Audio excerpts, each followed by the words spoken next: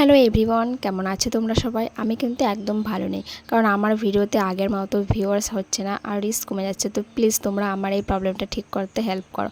তো আজকে আমি বানাতে চলেছি সয়াবিনের কোরমা। তার জন্য আমি নিয়ে নিয়েছি সয়াবিন, আলু, আর নিয়েছি আদা, রসুন, লঙ্কা পেস্ট, আর নিয়ে নিয়েছি পেঁয়াজ বেরেস্তা করে, কাজু বাদামকে হালকা তেলের উপর ফ্রাই করে দুটোকে মিক্স করে একসাথে আমি পেস্ট করে নিয়েছি।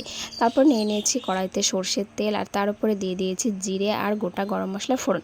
তারপরে যে মশলাগুলো আমি পেস্ট করে বানিয়ে রেখেছিলাম সেটা দিয়ে দিয়েছি। তারপরে দিয়ে দিয়েছি সামান্য একটু লঙ্কা গুঁড়ো, ধনে গুঁড়ো, স্বাদ মতো লবণ দিয়ে ভালো করে কষিয়ে নিতে হবে যতক্ষণ না পর্যন্ত উপরে তেল ভেসে আসছে। তারপর দিয়ে দিতে হবে মেন পেস্ট যেটা আমি বানিয়ে রেখেছিলাম। ওটা দেখছি কি সুন্দর লাগছে দেখতে, না হোয়াইট যেই যখনই পড়েছে না দারুণ লাগছিলো দেখতে।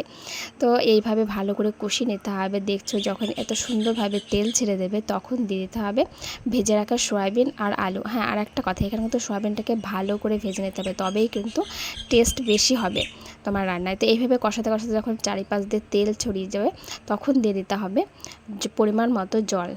এরপর আমি একটা ঢাকনা দিয়ে পুরোপুরি লক করে দেবো যতক্ষণ না পর্যন্ত ভালোভাবে এইগুলো বয়েল হচ্ছে।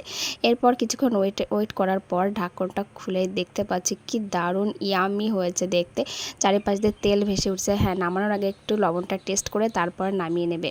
এবার আমি চলে আসলাম খেতে। সত্যি বলছি ফ্রেন্ডস, তোমাদের যদি একটু খাওয়াতে পারতাম দারুণ হয়েছিল খেতে।